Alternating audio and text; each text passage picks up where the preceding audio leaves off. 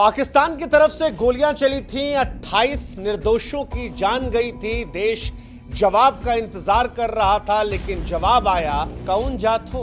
भारत में लोग चर्चा कर रहे थे कि आतंकवादियों ने धर्म पूछकर लोगों को कत्ल किया। सरकार पूछी कौन जात हो।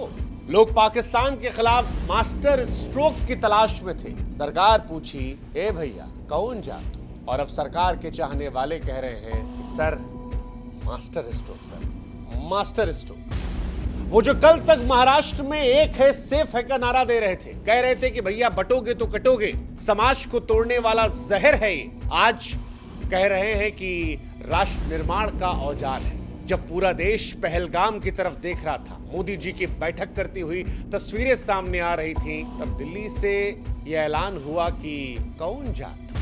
सुरक्षा के सवाल पर आप इंतजार कर सकते हैं, जिस बात का आप इंतजार नहीं कर सकते वो ये है कि कौन जात हो। वैसे कौन जात हो हिंदुस्तान की पॉलिटिक्स में अहमियत रखता है, हर प्रदेश में रखता है। कोई माने ना माने, हर नेता को पता होता है कि उसके इलाके में कितनी जात के कौन लोग हैं। उसी आधार पर टिकट बंटता है, उसी आधार पर नेता अपना एजेंडा तय करता है और उसी आधार पर पूरा इलेक्शन चलता है। इसीलिए शायद भारत की गलियों में सड़क से संसद तक कौन जात हो सदियों से गुजरता रहा।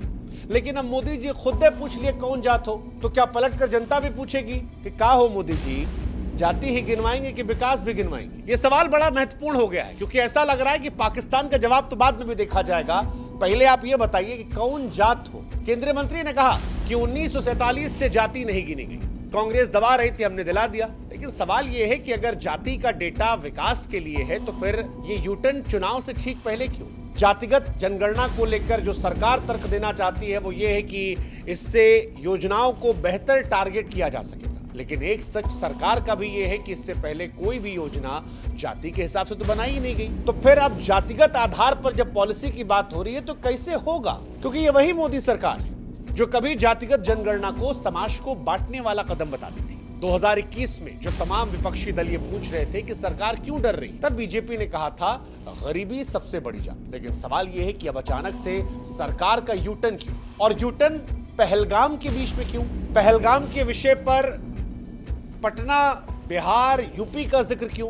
क्या इसका जवाब वोट है, या इसका जवाब यह है कि मुद्दा जो है वो थोड़ा भटक जाएगा, उधर से ध्यान इधर आ जाएगा, या कोई और मास्टर स्ट्रोक? जैसा कि मोदी सरकार के चाहने वाले कहते हैं कि मोदी जी का दिमाग चाचा चौधरी से तेज है, आप जो सोचते हैं उसको बहुत पहले कर चुके होते हैं, भगवान जाने। लेकिन वोट की कहानी सच्ची है, क्योंकि बिहार में 2025 में विधानसभा चुनाव है और उत्तर प्रदेश में 2027 में चुनाव है। और ऐसा लगता है कि बीजेपी ये मान रही है कि विपक्ष का जाति कार्ड छीनकर वो